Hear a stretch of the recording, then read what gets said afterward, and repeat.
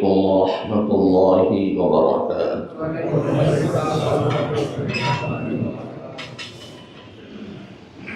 إن الحمد لله نحمده ونستعينه ونستغفره ونؤمن به ونتوكل عليه ونعوذ بالله من شرور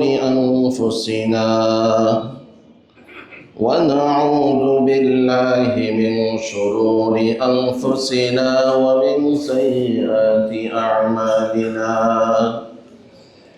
من يهد الله فلا مضل له ومن يضلله فلا هادي له. ونشهد أن لا إله إلا الله وحده لا شريك له. ونشهد أن سيدنا وسندنا وحبيبنا وحبيب ربنا وأولانا ومولانا محمدا عبده ورسوله. أما بعد فأعوذ بالله من الشيطان الرجيم. بسم الله الرحمن الرحيم. وسارعوا إلى مغفرة من ربكم وجنة عرضها السماوات والأرض أعدت للمتقين الذين ينفقون في السراء والضراء والكاظمين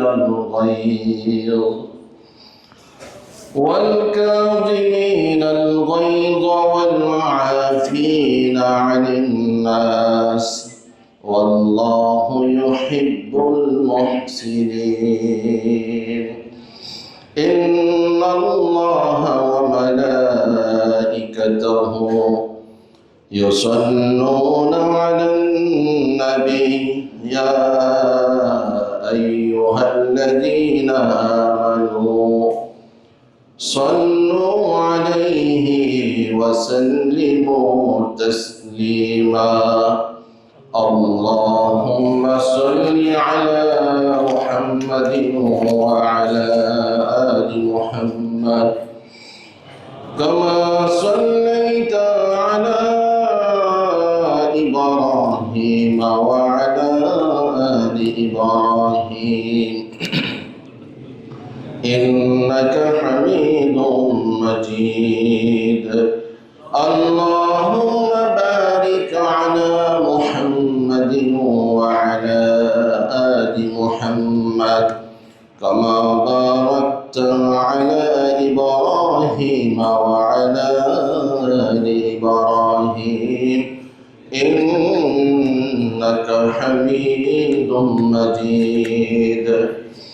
سبحانك لا علم لنا إلا ما علمتنا إنك أنت العليم الحكيم. جزا الله عنا محمدا بما هو أهله. رب اشرح لي صدري ويسر لي أمري واحلل عقدة من لساني يفقه قولي. আলহামদুলিল্লাহ। উপস্থিত মুহতারাম সম্মানিত মুসল্লিয়ান কিরাম, মহান রব্বুল ইজ্জত ওয়াল জালালের দরবারে আমরা লাখ কোটি শুকরিয়া জ্ঞাপন করছি, যিনি আমাদেরকে সুস্থতার সহিত হায়াত অবস্থায় আল্লাহর ঘর মসজিদে যথাসময়ে সলাতুল জুমআ আদায়ের উদ্দেশ্যে উপস্থিত হওয়ার সৌভাগ্য দান করেছেন। সবাই বলি আলহামদুলিল্লাহ। সাথে সাথে সালাত এবং সালামের হাদিয়া প্রেরণ করছি সাইয়্যিদুল মুরসালিন রাহমাতুল লিল আলামিন শফিউল মুযনিবিন মুহাম্মাদুর রাসূলুল্লাহ সাল্লাল্লাহু আলাইহি ওয়াসাল্লামের উপর এবং দোয়া করছি, হে প্রভু, আপনি আপনার হাবিবকে জান্নাতের সর্বোচ্চ সম্মান দান করুন। সবাই বলি আমিন।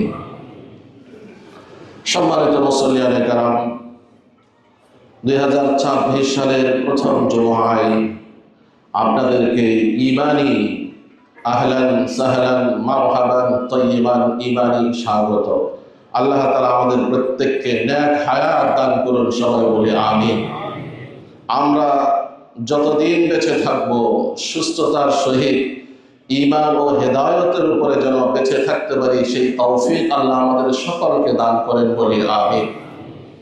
সম্মানিত ভাইরা, আজকে আমরা আলোচনা করব খুবই সংক্ষিপ্তভাবে যে একটি বৎসর শুরু হয়েছে, পুরো বৎসরে কিভাবে আমি আমার জীবনকে আল্লাহর সন্তুষ্টি অনুযায়ী আমি অতিবাহিত করতে পারি, কোন পদ্ধতিতে আমি চললে আমার রব আমার উপরে সন্তুষ্ট হবেন।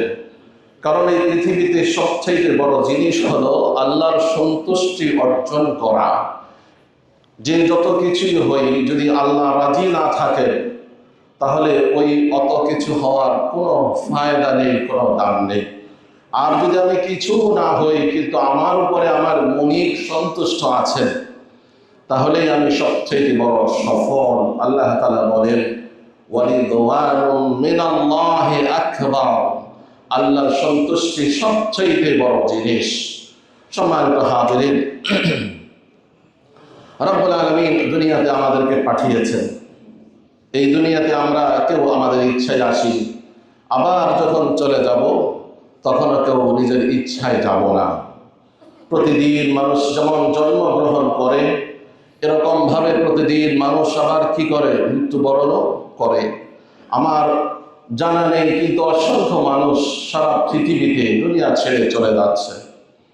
আজকেও আমাদের একজন সেক্টরবাসী সারা জীবনের জন্য আমাদের থেকে বিদায় নিয়ে চলে গেছেন। জুমার সালাতের পরে তার জানাজা অনুষ্ঠিত হবে। এইভাবে মানুষ আসে এবং যায়। মৃত্যু মানুষের সাথে আলিঙ্গন করে, সাক্ষাৎ করে, কিন্তু কখন কার সাথে সাক্ষাৎ করবে সেটা কেউ জানে না। তাই আমাদের জীবনকে এমনভাবে পরিচালিত করতে হবে যা আমার দৃষ্টিতে যদি মনে হয় আমি আমার জীবনের মাঝ পথে আছি, কিংবা আমার দৃষ্টিতে যদি মনে হয় আমি আমার জীবনের এখনো শুরুর অংশে আছি, কিংবা আমি আমার জীবনের শেষের দিকে আছি, যে অবস্থাতেই আল্লাহর ডাক আসুক না কেন, আমরা যেন সাথে সাথে উপস্থিত লাব্বাইক বলে আমরা যেন মৃত্যুকে স্বাগতম জানাইতে পারি, সেই তৌফিক আল্লাহ আমাদের সকলকে দান করেন বলি আমিন। আর এটা কখন হবে? যখন শতভাগ প্রস্তুতি আমাদের সম্পন্ন হবে তখন। একজন ভালো স্টুডেন্ট পরীক্ষার নির্দিষ্ট ডেট পিছাইলে তার কাছে ভালো লাগে না, কারণ সে তো সবকিছু রেডি করে রাখছে। এজন্য যারা মুমিন, প্রকৃত মুমিন, তারা সব সময় আল্লাহর সাক্ষাৎ প্রত্যাশী হয়। সম্মানিত ভাইরা, তাই আমরা আমাদের জীবনকে এমনভাবে গঠন করব, প্রতিদিন 5 ওয়াক্ত সালাত যেন আমাদের ছুটে না যায়। অন্ততপক্ষে বছরের শুরুতে এই নিয়তটা তো আমরা করতে পারি। তারপরে যদি শয়তানের ধোকায় পড়ে প্ররোচনার শিকার হয়ে 2 ওয়াক্ত ছুটে গেলেও, কিন্তু শুরুর দিকে প্রথম জুমায় এই নিয়ত করার দ্বারা আল্লাহ তাআলা আমাদেরকে নেকি দান করবেন, বলে সুবহানাল্লাহ। আমার এখন থেকে, আজ থেকে 5 ওয়াক্ত সালাত জামাতের সহিত যেখানে থাকি সেখানে, বাসাতে থাকলেও কোনো কারণে মসজিদে আসতে না পারলেও নিজের স্ত্রীকে, নিজের সন্তানদেরকে সাথে নিয়েও জামাতের সহিত আদায় করব। সবাইকে আল্লাহ তাআলা তৌফিক দান করেন আমিন। বিশেষ করে ফজর এবং এশারের সালাত যেখানেই থাকি কষ্ট করে হলেও মসজিদে গিয়ে জামাতের সহিত আদায় করব। হাদিসে আসছে ঈশা এবং ফজর যারা মসজিদে এসে জামাতের সহিত আদায় করে, সারা রাত নফল ইবাদতের সওয়াব আল্লাহ তাদেরকে দান করেন। সুবহানাল্লাহ। এইভাবে আমি আমার একজন শরঈ মুরব্বী গ্রহণ করব, একজন হক্কানি রব্বানি আলেম গ্রহণ করব, আলেমের পরামর্শ নিয়ে আমি আমার জীবনকে পরিচালিত করব। তাহলেই আমি বিভিন্ন রকম শয়তানের ষড়যন্ত্র প্ররোচনা থেকে এবং নফসের আপনার প্ররোচনা থেকে আমরা আমাদেরকে রক্ষা করতে পারব। আমি যদি বিজনেসম্যান হয়ে থাকি, চাকরিজীবী হয়ে থাকি, যাই হই, আমি ভালো হক্কানি রব্বানি আলিম যাদের কথার সাথে আমলের মিল আছে এমন কোন ব্যক্তিদের পরামর্শ নিয়ে আমি আমাকে পরিচালিত করব। হযরত সাহাবায়ে কেরাম রাসূলের পরামর্শ নিয়ে চলতেন। এই পর্যন্ত পরম্পরায় সবাই যে যার থেকে বড় তার কাছ থেকে পরামর্শ নিয়ে চলতেন। আল্লাহর নির্দেশ ওয়াশাবিরহুম ফিল আমর, পরামর্শ করে চললে সব ধরনের ভুল ত্রুটি থেকে রক্ষা পাওয়া যায়। আর এই রক্ষা যিনি করেন তিনি কে? আল্লাহ। আল্লাহ পরামর্শের মাধ্যমে বরকত রেখেছেন। সম্মানিত ভাইরা, আমরা প্রত্যেকেই ভালো কাজ বেশি বেশি করার নিয়ত করব। আর আজকে এর পাশাপাশি একটি বিশেষ বিষয়, সেটা হলো আল্লাহর রাস্তায় দান করলে কি সওয়াব আর দান না করলে কি অসুবিধা, এই বিষয়টা নিয়েও আজকে আমরা আলোচনা করব। সম্মানিত ভাইরা, মানুষ দুনিয়াতে যখনই চলে আসছে তখন তার জন্য সবচেয়ে নিশ্চিত বিষয় যেটা, সেটা হলো মৃত্যু। এই মৃত্যু সবার সাথে আলিঙ্গন করবে। আমরা দেখেছি গত কয়েকদিন হলো এই দেশের সবচেয়ে পরিচিত 3 বারের প্রধানমন্ত্রী চলে গেলেন। মানুষ এত ভালোবেসেছেন যেটা সারা বিশ্বে রেকর্ড হয়ে গেছে, তা জানা যায়। আমরা আমাদের এই মসজিদের পক্ষ থেকে তার জন্য, তার আত্মার মাগফিরাতের জন্য দোয়া করি। হে প্রভু, 3 বারের প্রধানমন্ত্রী বেগম খালেদা জিয়ার কবরকে আপনি জান্নাতের বাগান হিসেবে কবুল করুন, সবাই বলি আমিন। সম্মানিত ভাইরা, এই মৃত্যুর সময় মানুষ সবচাইতে একটা বিষয়কে নিয়ে বেশি আফসোস করে এবং আল্লাহ তাআলার কাছে সময় চায় যে হে আল্লাহ, আপনি আমাকে একটু হায়াত বৃদ্ধি করে দেন। কেন? আমি যেন একটা আমল বাকি আছে, সেই অবশিষ্ট বাকি আমলটা যেন শেষ করে আসতে পারি, সম্পন্ন করে আসতে পারি। আর সেই আমলটা কি? সেই আমলটাই হলো আল্লাহর রাস্তায় দান করা। কারণ আমরা সালাত, সিয়াম, হজ, যাকাত যে যাই করি, কিন্তু দানের বিষয়ে সবচেয়ে কৃপণতা আমাদের অনেকের মধ্যেই আছে। এই জন্য আল্লাহ রাসূল একটা দোয়া নিয়মিত পাঠ করতেন, আল্লাহুম্মা ইন্নী আউযু বিকা মিনাল বুখল। হে আল্লাহ, আমি কৃপণতা থেকে আপনার কাছে পানা চাই। হাদিসে বলা হয়েছে আল বাখিলু লা ইয়াদখুলুল জান্নাহ, যে কৃপণ, খরচ করে না, প্রয়োজনীয় খরচ করে না, আল্লাহর রাস্তায় দান করে না, সে জান্নাতে প্রবেশ করবে না। বলি নাউযুবিল্লাহ। আল্লাহ তাআলা বলেন, ইয়া আইয়ুহাল্লাযীনা আমানু লা তুলহিকুম আমওয়ালুকুম ওয়ালা আওলাদুকুম আন যিকরিল্লাহ। হে ঈমানদারেরা, তোমাদেরকে তোমাদের সম্পদের কথা এখানে আগে আনা হয়েছে, এবং তোমাদের সন্তানাদি আল্লাহর স্মরণ থেকে, জিকির থেকে যেন গাফেল না করে। অনেক সময় সম্পদ বেশি হয়ে যাওয়ার কারণে জামাতের সহিত সালাত আদায়ের সুযোগ হয়ে ওঠে না, এমন যেন কারো না হয়। কারণ যাদেরকে আল্লাহ সম্পদ দিয়েছেন তাদেরকে আল্লাহ তাআলা সম্পদ দিয়ে পরীক্ষা করছেন, যাদেরকে সম্পদ দেন নাই তাদেরকে সম্পদ না দিয়ে পরীক্ষা করছেন। উভয়ই পরীক্ষার্থী। তো যাদেরকে সম্পদ দিয়েছেন তাদেরকে পরীক্ষা করেছেন যে এই সম্পদে ডুবে থাকা অবস্থায় আমি মনিবকে তুমি স্মরণ করো কিনা। আল্লাহ তাআলা বলেন, রিজালুন লা তুলহিহিম তিজারাতুন ওয়ালা বাইউন আন যিকরিল্লাহ। আমি যাদেরকে নিয়ামত দিয়ে ধন্য করেছি তাদের মধ্যে এমন কিছু বীর পুরুষ আছে। আল্লাহ তাআলা বীর পুরুষ করেছেন, রিজাল। রিজাল মানে বীর পুরুষ। কারা? যাদের ব্যবসা বাণিজ্য, লেনদেন, ক্রয় বিক্রয় আল্লাহর জিকির থেকে তাদেরকে গাফেল করে না। ওয়া ইকামিস সালাতি ওয়া ইতাইজ যাকাত, এবং সালাত প্রতিষ্ঠা করা থেকে, যাকাত প্রদান করা থেকে তাদেরকে বিরত রাখে না। তারা সালাত প্রতিষ্ঠা করে, যাকাত প্রদান করে এই ভয়ে। ইয়াখাফুনা ইয়াওমান তাতাকাল্লাবু ফীহিল কুলুব ওয়াল আবসার, এমন একদিনকে তারা ভয় করে যেই দিন তাদের অন্তরসমূহ, দৃষ্টি শক্তি সমূহ পরিবর্তিত হয়ে যাবে, অর্থাৎ সব কিছু প্রকম্পিত হবে। কেন তারা আল্লাহর বিধান পালন করে? লিয়াজজিয়াহুমুল্লাহু আহসানা মা আমিলু, তারা যা আমল করেছে তার থেকেও আরো উন্নত, আরো উত্তম প্রতিদান যেন আল্লাহ তাদেরকে দান করেন। ওয়ায়াজিদাহুম মিন ফাদলিহি, এবং আল্লাহ তাআলা যেন তার দয়া তাদেরকে আরো বেশি বৃদ্ধি করে দেন। ওয়াল্লাহু ইয়ারযুকু মান ইয়াশাউ বিগাইরি হিসাব, আল্লাহ যাকে চান তাকে বেগাইরে হিসাব আনলিমিটেড রিজিক দান করেন। সূরা আন-নূরের 37 এবং 38 নম্বর আয়াত। তাহলে বোঝা গেল সম্পদ দিয়ে আল্লাহ পরীক্ষা করে বলেন তারা কি আমাকে স্মরণ করে কিনা। যদি স্মরণ করে তাদেরকে আল্লাহ তাআলা বীর পুরুষ বলে তাদেরকে আখ্যায়িত করেছেন, বলি সুবহানাল্লাহ। রব্বুল আলামিন বলেন তোমরা তোমাদের সন্তান, তোমাদের সম্পদ যেন তোমাদেরকে আমি আল্লাহর জিকির থেকে গাফেল না করে। যদি কেউ গাফেল হয়ে যাও, ফাউলাইকা হুমুল খাসিরুন, সন্তান বেশি হওয়ার পরেও, সম্পদ বেশি হওয়ার পরেও কেউ যদি আল্লাহর সাথে সম্পর্ক রাখতে না পারে, গাফেল হয়ে যায়, সালাত ঠিকমতো আদায় না করে, ইসলামের বিধানগুলো ঠিকমতো পুরো না করে, আল্লাহ তাআলা বলেন সে বড় সম্পদশালী হয়েও সবচাইতে বড় ক্ষতিগ্রস্ত। নাউযুবিল্লাহ।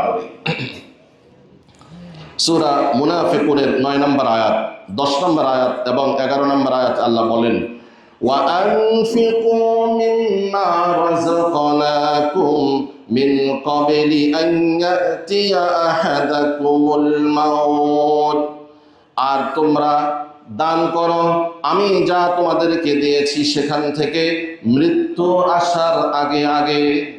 দান আমরা কখন করব? মৃত্যু আসার আগে, না পরে। অনেক এই না বুঝে সব কিছু ধরে রাখে, মৃত্যুর আগে আর দান করতে পারে না। মৃত্যুর সময় ওসিয়ত করে যায় যে আমি তো কিছু করতে পারলাম না, আমার সন্তানেরা তোমরা একটা কাজ করবে, অমুক জায়গায়, অমুক মসজিদে, অমুক মাদ্রাসায় এই পরিমাণ অ্যামাউন্ট দান করবে। এটা উচিত না।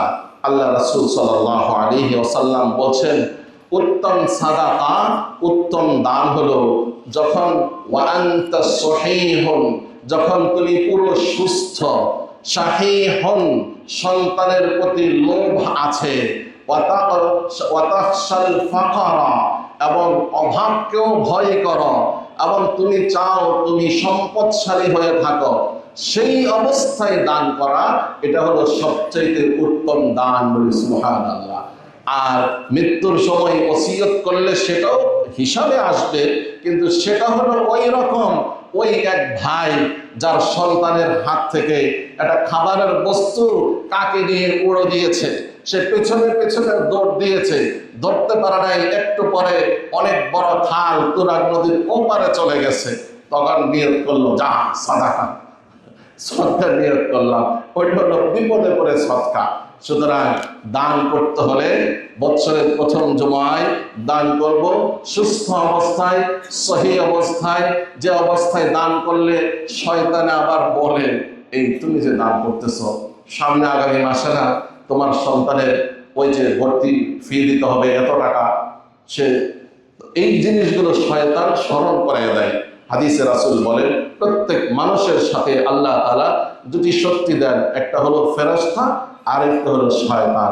ফেরেশতা সবসময় ভালো পরামর্শ দেয় আর শয়তান সবসময় খারাপ পরামর্শ দেয়। যার সরাসরি সম্পর্ক আল্লাহ তাআলার সাথে, সে তখন ওই শয়তানের কুপরামর্শকে বুঝতে পেরে তাকে পদদলিত করে ওই ফেরেশতার সুপরামর্শকে প্রাধান্য দিয়ে সামনের দিকে এগিয়ে যায়। বলে সুবহানাল্লাহ। আল্লাহ তাআলা বলেন, ওয়া আনফিকু মিম্মা রাযাকনাকুম মিন ক্বাবলি আন ইয়াতিয়া আহাদাকুমুল মাউত, মৃত্যু আসার আগে আগেই দান করো, কারণ ফায়াকুলা রাব্বি লাউলা আখখারতানি ইলা আজালিন করিব, হে প্রভু আমাকে একটু সময় দিন। আপনি একটু সময় দিলে কি হবে? ফাআসাদ্দাক, আমি সাদাকা করে আসব, ওয়া আকুম মিনাস সালিহিন, আমি দান করে সদকা করে আমি সালিহিন, আমি সৎ লোকদের অন্তর্ভুক্ত হয়ে যাব। তাহলে যে আফসোসটি মৃত্যুর সময় মানুষ করে হয়তোবা আমরা বুঝি না, কিন্তু যিনি বুঝেন তিনি কে? আল্লাহ। সেজন্য আগেই সতর্কবাণী উচ্চারণ করে দিয়েছেন, বান্দা প্রতিটি মাইয়িত মৃত্যুর সময় যে আফসোসটুকুন করে যায়, হয়তোবা দুর্বলতার কারণে প্রকাশ করতে পারে না, সাউন্ড করে বলতে পারে না, কিন্তু মনের ভেতরে যে আক্ষেপটুকুন থাকে সেটাই হলো এইটা। সূরা মুনাফিকুনের 10 নম্বর আয়াতে আমি উল্লেখ করে দিয়েছি, আল্লাহ তাআলা কেমন যেন বলতেছেন, হে মুমিনেরা ভালো করে বুঝে নাও, স্টাডি করে নাও, তবে জেনে রাখবে আফসোস যতই করুক, ওয়ালাই ইউআখিরুল্লাহু নাফসান ইযা জাআ আজালুহা, যখন প্রত্যেকের মৃত্যু চলে আসবে, সামান্য সময়ের জন্য মৃত্যু আগ পর হবে না। ওয়াল্লাহু খাবীরুম বিমা তা'মালুন, আর তোমরা যে যাই করছো সব কিছু আল্লাহ তাআলা খবর রাখেন, সব কিছু সম্পর্কে তিনি ওয়াকিফাল, সব কিছু তিনি জানেন। অন্য এক আয়াতে আল্লাহ তাআলা আরেকভাবে বলে, এইভাবে বলেছেন কি, হাত্তা ইযা জাআ আহাদাহুমুল মাউত, সূরা আল মুমিনুনের 199 এবং 100 নম্বর আয়াত। হাত্তা ইযা জাআ আহাদাহুমুল মাউত, তাদের কারো কাছে যখন মৃত্যু হয়, ক্বালা রাব্বিরজিউন, মৃত্যুর সময় বলে, হে প্রভু একটু ফিরিয়ে দেন, মৃত্যুটাকে একটু ফিরিয়ে দেন, আমি আরো কিছুদিন বাঁচতে চাই।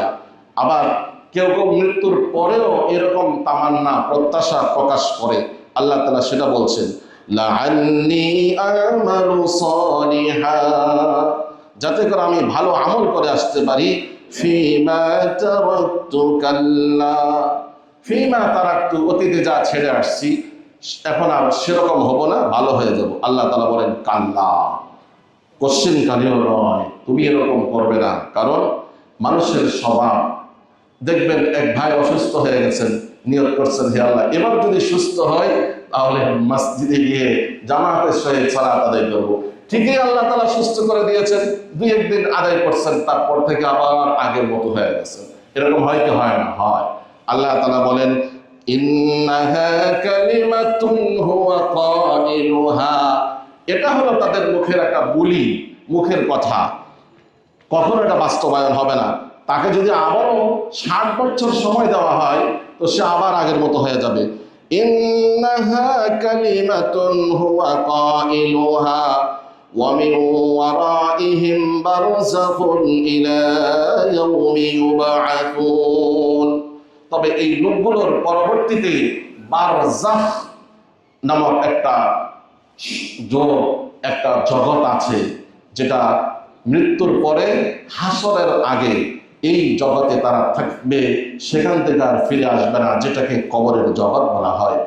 সম্মানিত ভাইরা, এইভাবে মানুষের মৃত্যু যখন চলে আসবে, মানুষ আমলে সালেহ, সৎ কাজের জন্য, বিশেষ করে সাদাকার জন্য আফসোস করে করে বলবে, প্রভু আমাদেরকে একটু সুযোগ দেন, আমরা এই দান খয়রাত বেশি করে করে আসি।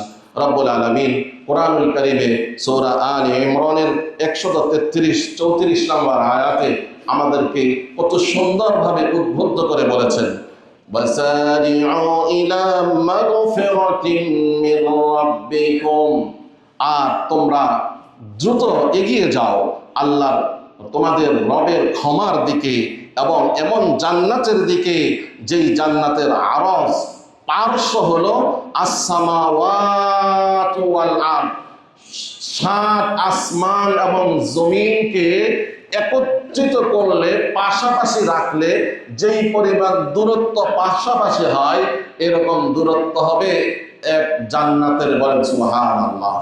এখানে একটু বোঝার বিষয়, আমরা যে জমিনে আছি, জমিন থেকে আসমান পর্যন্ত কতটুকু দূরত্ব, এটা আমরা যেরকম বুঝ শক্তি রাখি সেরকম রাসূল বলেছেন হাদিসে, এটা হলো 500 বছরের দূরত্ব। বলেন কত শত বছর? এখন 500 বছর সেটা কিসের? পায়ে হেঁটে যাওয়ার, দৌড়ে যাওয়ার, নাকি বর্তমান যুগের সেই যুগের আরবের তেজ রফতার ঘোড়া, সবচেয়ে দ্রুতগামী ঘোড়া? না, মুফাসসিরিনে কেরাম বলেন কিয়ামত পর্যন্ত যত প্রযুক্তি আবিষ্কার হবে, অর্থাৎ বর্তমানের প্লেন, রকেট থেকে নিয়ে যদি পরবর্তীতে আরো কোনো দ্রুতগামী যান আবিষ্কৃত হয়, সেটার তুলনায় বলা হয়েছে যে সেটাও যদি জমিন থেকে আসমান পর্যন্ত যেতে থাকে, 500 বছর যেতে যেই পরিমাণ সময় লাগবে তার থেকেও আরো বেশি দূর এই জমিন থেকে আসমান। বলে সুবহানাল্লাহ। আবার ওই আসমান থেকে পরবর্তী আসমানের দূরত্ব 500 বছর। এইভাবে 5 7 35, তার মানে 35,000 বছরের রাস্তা আল্লাহ তাআলা এত চওড়া করেছেন জান্নাতকে। যদি চওড়া পাশে যদি এরকম হয়, দৈর্ঘ্যে লম্বাই কি পরিমাণ হবে এটা যিনি জানেন তিনি কে? আল্লাহ। এক কথাই আল্লাহ তাআলা এইভাবেই শেষ করেছেন, রাসূলও এইভাবে বলেছেন, মা লা আইনুন রাআত, যেটা কোনো চোখ কোনোদিন দেখেনি, ওয়ালা উযুনুন সামিআত, কোন কান শ্রবণ করেনি, ওয়ালা খাতারা আলা কলবি বাশার, কোন মানুষের অন্তরেও কখনো আসেনি। এই পরিমাণ বড় নেয়ামত সুসজ্জিত করে রেখেছেন আল্লাহ তাআলা জান্নাতকে। আবার বলি সুবহানাল্লাহ। সুবহানাল্লাহ বলে লাভ না ক্ষতি? সুবহানাল্লাহ বলে কি হবে? জান্নাতে একটি বৃক্ষ রোপণ হবে, যে বৃক্ষ চতুর্পাশে আরবের তেজস্ব ঘোড়া আপনার দ্রুতগামী হয়ে সে যদি দৌড়ায়, তাও 500 বছর দৌড়াদৌড়ি করে ওই বৃক্ষের ছায়া শেষ করতে পারবে না। বলে সুবহানাল্লাহ। সম্মানিত ভাইরা, আল্লাহ তাআলা বলেন ওই জান্নাতের দিকে এগিয়ে আসো। উইদ্দাত লিল মুত্তাকিন, এই জান্নাত আল্লাহ কার জন্য প্রস্তুত করেছেন? মুত্তাকিদের জন্য। সবাই বলেন আমিন।